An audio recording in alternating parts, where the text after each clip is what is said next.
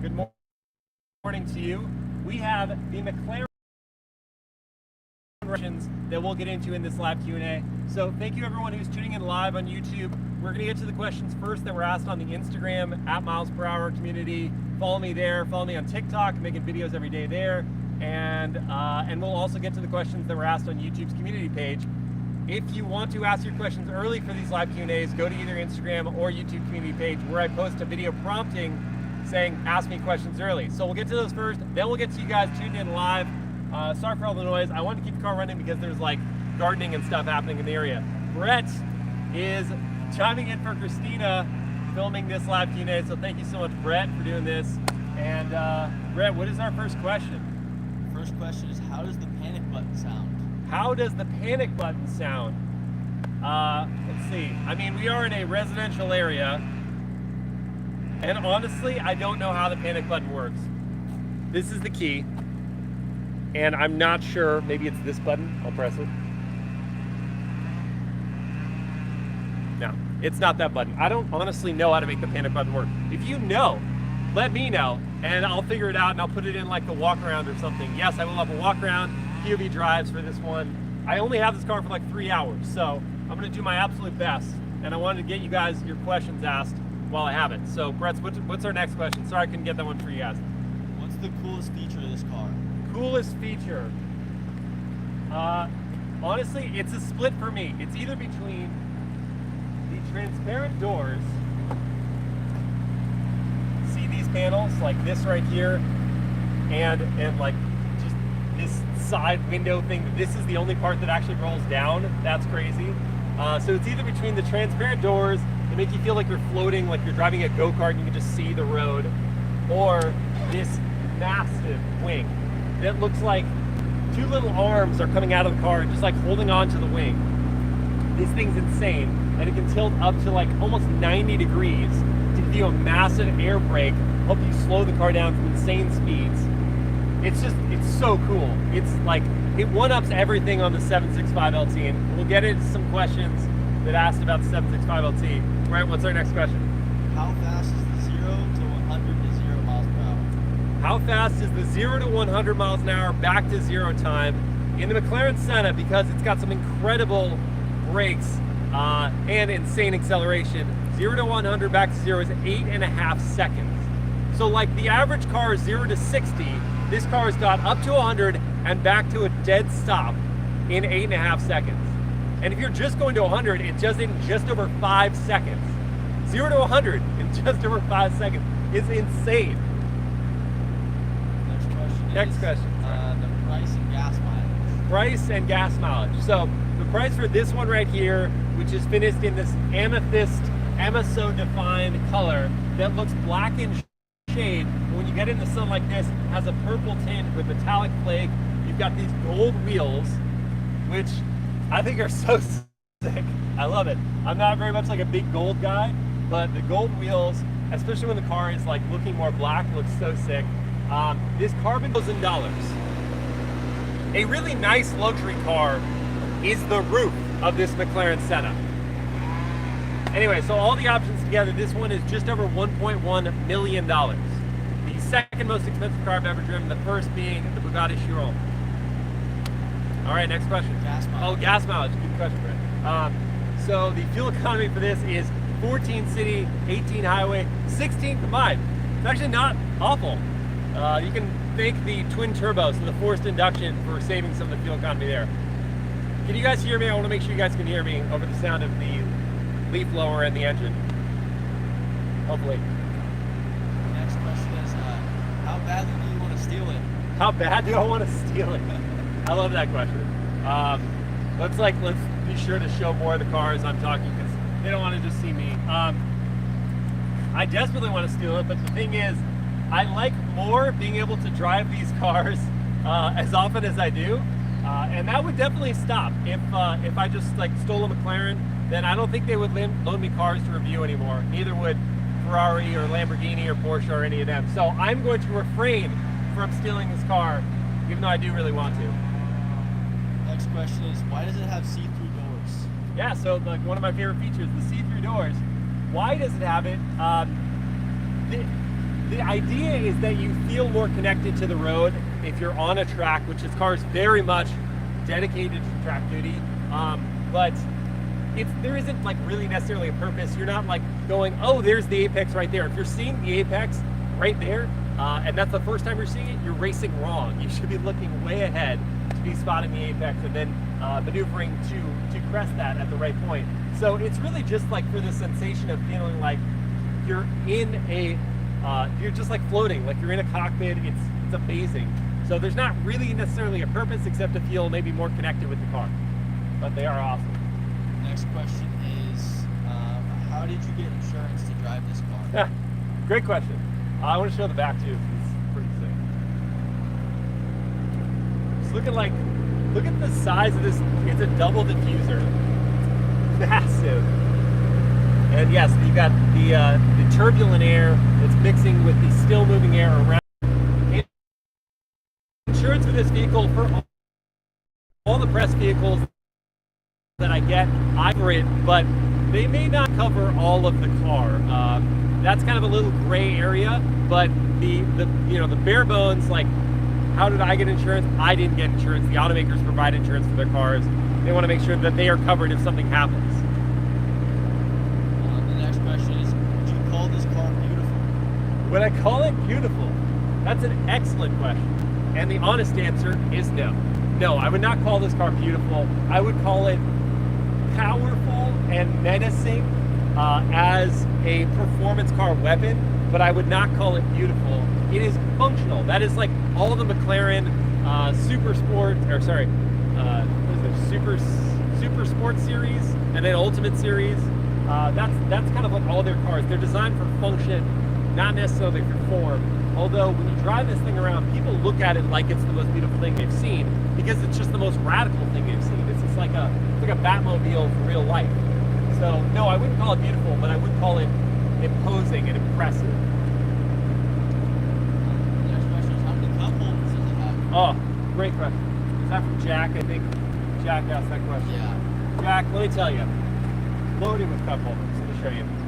So we've got. Okay, first of all, getting in is kind of like a complete thing. So I'm in like these buckets right here. Cup holders, there are none.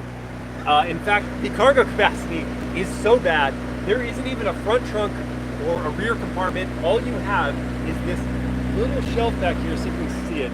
This little area right in here where you could stick maybe a duffel bag, a small duffel, for like a weekend away. But you really don't want to drive this car any long distance anyway. So it doesn't really bother me, but no cup holders, Jack. So you know what? I have a feeling this might fail my big bottle test, but we'll have to find out later.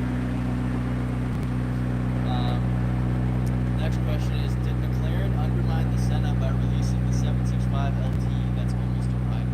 Okay, so Blake asks, did McLaren undermine the Senna by releasing the McLaren 765 LT? That's a great question. I don't believe so. And here's why. First of all, this echelon of near million or $1 million hypercars is a space that even if there is a lesser car that could almost theoretically do the same thing, the people who can afford the $1 million hypercars are already in this different set apart space. So even though the 765 LT is close in terms of its performance, very close, almost the same power. This one makes 789, the 765 makes 765-ish PS, so a little less than that. Almost the same 0 to 60 times. 0 to 60 on this is 2.8 seconds. 765 is about the same. Top speed 211 for this. 765 is less. But yeah, so the performance is similar, but in terms of that exclusivity, only 500 of these being made, a few more of the 765s being made, and then there also is going to be a roadster version of that, so it kind of muddles it a little more. I don't think it too much competes, and when you drive this car versus driving the 765, which we'll do in a sec, it just feels more race car than the 765 did, in every way. It's more raw. You can hear the creaks of the carbon fiber, and it's just loud in this cabin, like it didn't bother with insulation. It just feels that much more raw, whereas the 765 LT was very raw, but just one level down. So when you get in the two, you feel the difference. And I would have guessed that it would have felt very similar before I actually drove this, and it's just another level. But it's a great question, Blake. Next question, also from Blake. Can you drive this on the road without scuffing something? Yes, this one has the front hydraulic lift, so you can raise it up. You do have to be very careful still, but you can drive without scuffing. I want to show you. Let's go around to, first of all, you've seen most Sennas probably with the 3 exhaust pipes. This one has the full titanium exhaust. You see that like rainbowy part in the section, right in the center. It's like super cool.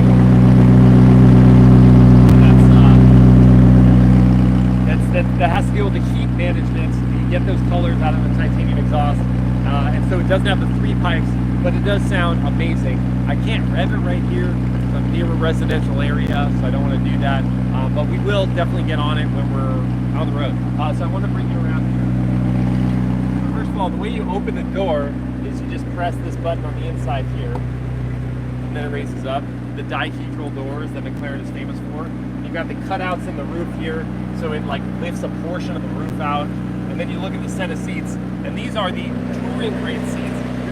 All the Sennas are gonna get the same, like, just slab of carbon fiber that's been molded to sort of a body shape.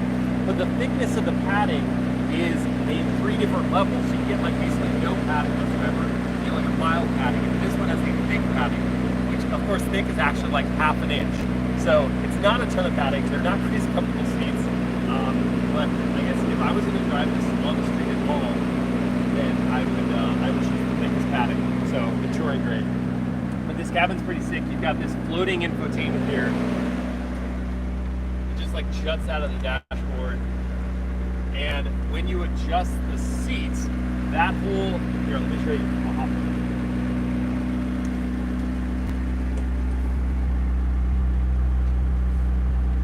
So first of all, this one has the 6-point racing harness that you really don't need to use on the street because it actually has a seat belt, so you don't have to do the 6-point racing harness.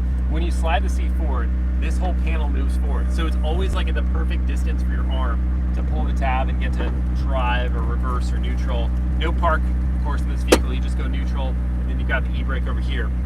Sorry, I'm just ranting. What was the question? Or what's the next question? From Brad, the least favorite option on this car. Least favorite option. I think so. I like some of the gold stuff, but here, let me show you. But I don't like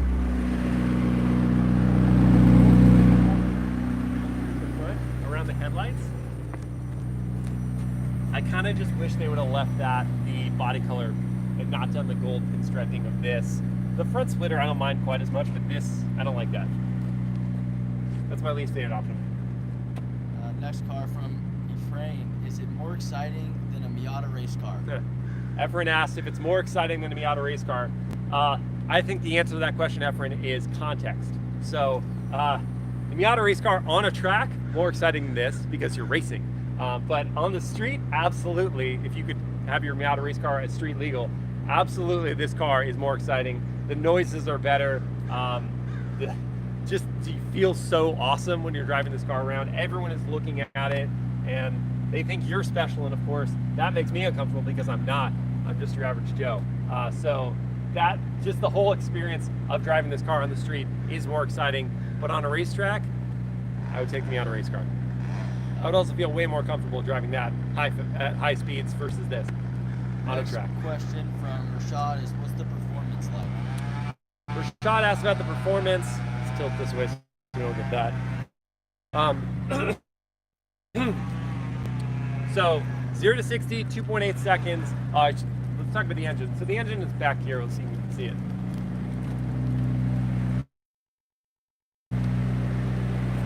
You can't see a ton of it, and there might be some glare. But it's a 4-liter twin-turbo V8 that makes 0 to 60 in 2.8 seconds. Top speed is 211 miles an hour. The performance is mental. It's so good.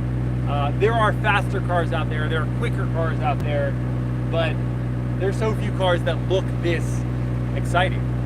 So everyone who sees this car is just wowed by it. They've got to know more about it. So it's made it difficult to keep to my 3 hours with the car, trying to do all the videos I got to do with all the questions people ask. All right, what's the next one, Brett? Next question is from Blake and my nose. Is the Senna worth the price of the 765 LT? All right, so yeah, like kind of similar question. Is this car worth the price premium over the 765? It's like more comparing the two. And I get back to, well, two things. One, if you want more of a raw experience in a car, this is definitely more raw of an experience compared to the 765. And if you want that exclusivity, so few people can afford billion-dollar hypercars, and you don't see these cars ever. Not that you're going to see many 765s, you just will never see a Senna. So I think for those reasons, the exclusivity, it's worth the price premium. Is it my favorite hypercar out there? Probably not, but it's I haven't driven many of them, so sorry about that win. And the last question from Gonzalez is, how do you start it and put it into reverse? How do you start it? So that's a great question. So Brett, go to the other side.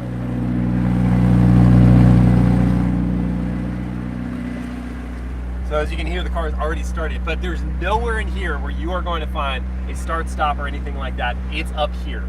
So the start stop button is up here like a fighter jet. Your main controls, pardon me, are up here. Your race mode is up here, and that's going to lower the car significantly. Your window, so let me show you how the window opens. I'll show you on that side. If you can see it.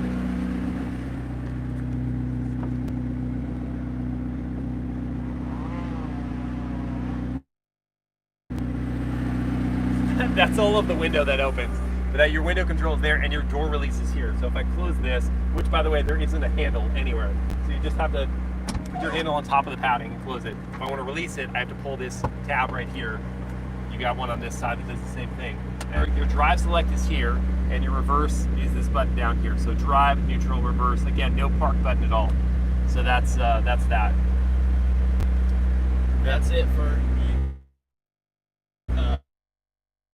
Instagram questions. Okay, so anything on, what do we got on YouTube? Any questions? And then we can go drive it. How do I see that? What? How do I see that on here? Because they don't all show up. It should be on the right-hand side. Yeah, so you just got to slide down on this left-hand side. It goes back as far as you can.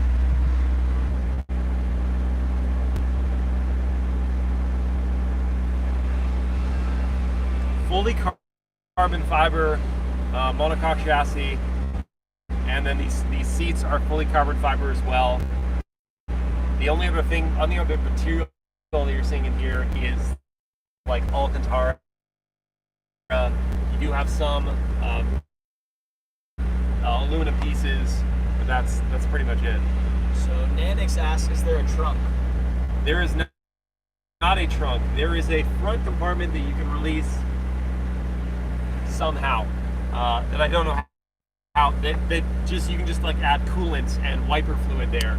But there is no trunk at all. You just have this little storage shelf back here. And the next question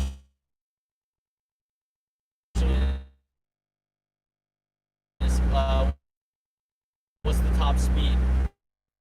Top speed is 211 miles an hour. Still fast despite that huge rear wing. Support yourself from the chassis, and then you hold up here on the A-pillar. You're going to swing your leg out, use this as support, and then twist, and then exit. But getting in and out is tough. Does it have an eco mode? It has no eco mode, nothing like that. The best you're going to get is a comfort mode, similar in terms of their experience, because it's the same engine across the McLaren range as that 4-liter twin. You fully believe that 0 to 100 to 0 time of 8.5 seconds, but it's similar to the 765 LT. That's the closest thing I would compare it to. In terms of another brand, no. The soundtrack is so unique to McLaren. The dynamics are so unique to McLaren. A Ferrari is smoother, a Lamborghini. So I would choose this one. Pro asked, weird question, but how does it smell inside? How does it smell inside? That's a great question. It smells like, if you ever smelled Alcantara, it smells like Alcantara.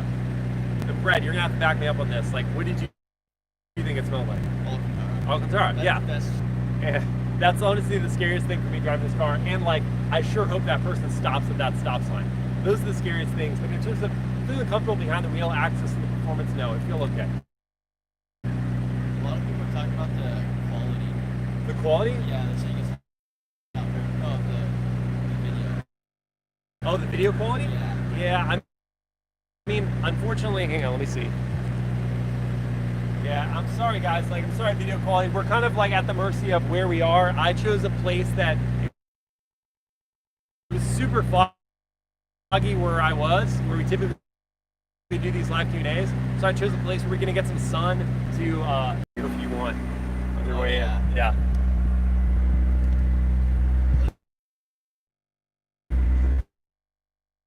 And hello vlog. I'm going to raise up the car. So first I'm going to take off the e-brake. This floats up, and I'm going to raise it up so to make sure that we don't crunchy on anything. Vehicle's raising. Go out. Let's go this way.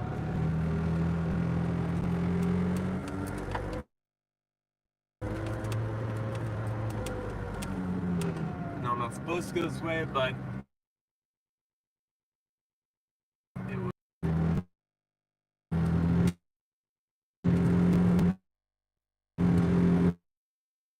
But as transmissions for I was manual. That doesn't want to accelerate. Weird. Not sure why the car does not want to go over 20 miles an hour right now. But I may need to turn it off, even though it shows it's not overheating or anything like that. Going through the gears doesn't do anything. Weird. Huh. Okay. Well, that's fun. Alright, I'm going to pull over somewhere, and then we'll get to any other questions we have while I let the car sit for a second. Raise it up one more time. Make sure we don't scrape.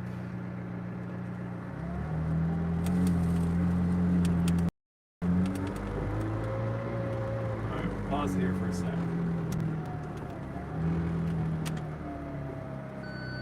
Turn off the car. Control. Parking brake. And then power up here. And were there any, if you slide up, were there any other questions from earlier?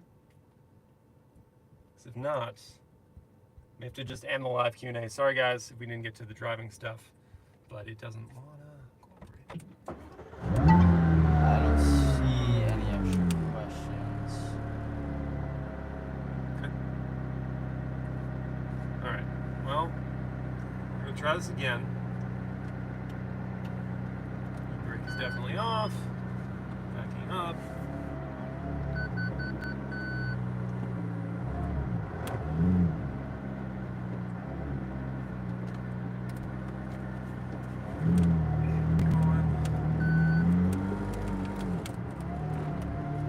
Mrs. B's classroom asked, how do you feel while driving it? How do I feel while driving it? Like a hero. Yes. I'm alive. That's Mrs. B's classroom. Mrs. B's classroom asks how I feel. Okay, alright. Now we solved that problem. We solved whatever problem that was. Momentary glitch, guys. But we're back now. I am going to flip it around.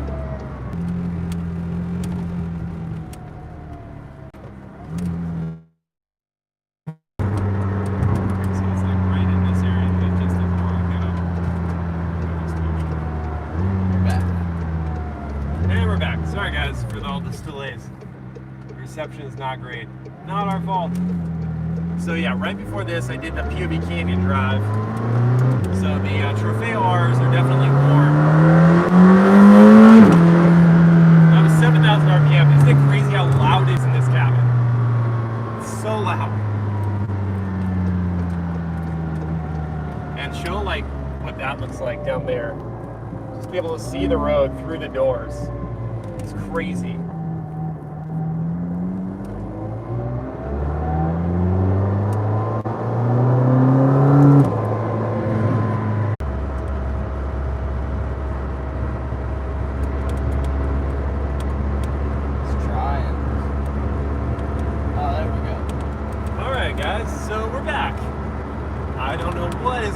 misconception with YouTube right now, but more the McLaren.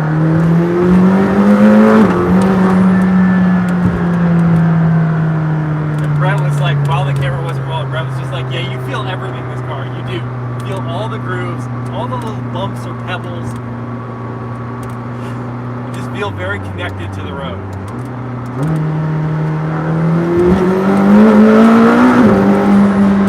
And a wide open throttle, it sounds amazing. Manual mode here on the active payment.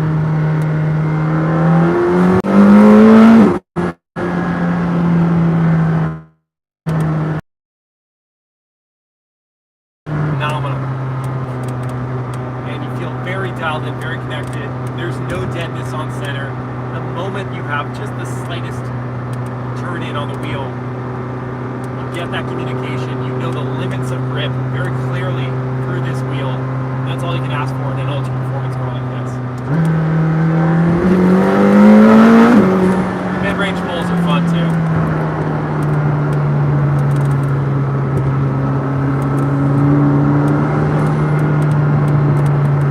Hopefully we'll have a chance to do some launch control at some point. Chief 110 asks, what would your preference be over this and SVJ? Oh man, that's a really good question. This is rougher of a ride than the SVJ. I mean, to answer that, I have to give you the context of like, which one am I not going to take to a track?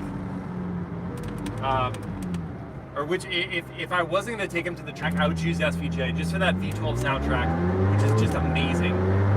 But if I was going to take him to a track, I would absolutely do this. This is just, I can tell it's going to be so rewarding on a racetrack. And even the Canyon drive I did, it was so rewarding there. I can just tell this would be an incredible car on a racetrack. Oh, no, U-turning. U-turns next. Man, I don't know what's going on with U-turns.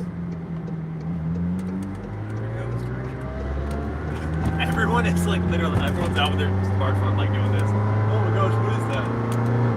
Yeah, because you just don't see them. Someone asks, is it comfortable? Not even close. What do you think, Brett? Is it comfortable? No, it's not comfortable. It's perhaps the least comfortable car I've ever driven. And I say that with the most respect for what this car is.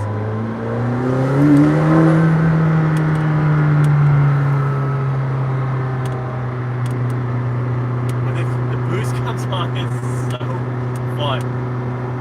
Right about 4,500 RPM. It comes on full, it's just... It's fast. It's so fast. I'll flip it here. Sandy asks, does it feel similar to a race car? Yes, in certain ways. Oh, there's the start-stop system. That is one of the ways it doesn't feel similar to a race car. Just having that, having an infotainment, having air conditioning. This car doesn't come with air conditioning standard, but you can add it back in. So I think like you can make this car feel very much like a race car if you strip out all the stuff, you strip out the nav, you strip out the AC. It can feel very much like a race car with all the sensations you're getting, because that is the similarity with driving a race car. You feel every bit of what you're doing, how you're manipulating the car. It's like a conversation between you and the car. That's how the Senna is similar. How it's dissimilar is the fact that A, you can drive it on the road, and it just, some of the looks are for eye-catching, like the gold and the purple of the paint job are to catch looks, where a race car is just sort of like, just to go fast. Everything about it is to go fast. So it does feel very similar to a race car as far as road cars go, and that's where the Senna really just shines. It's like, it's somehow street legal, but all the sensations say race car. So people are asking for launch control. Launch control. I will give it to you as soon as I can. That would have been actually a great opportunity for it. I'm sorry. We'll find a way to get it. Maybe at this next lane. You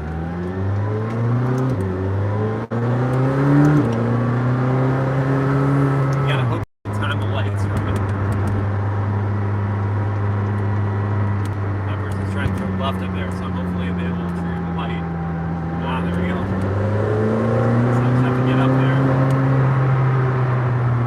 Then you engage launch control. It's really simple. So when you've engaged the active panel, you're McLaren MilesPerHr track. I'm just gonna track both just for fun.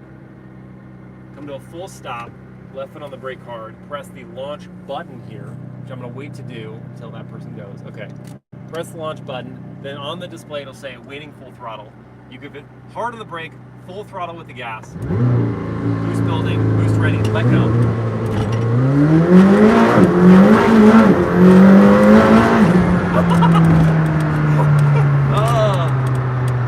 I've done that like twice now, and it doesn't get old.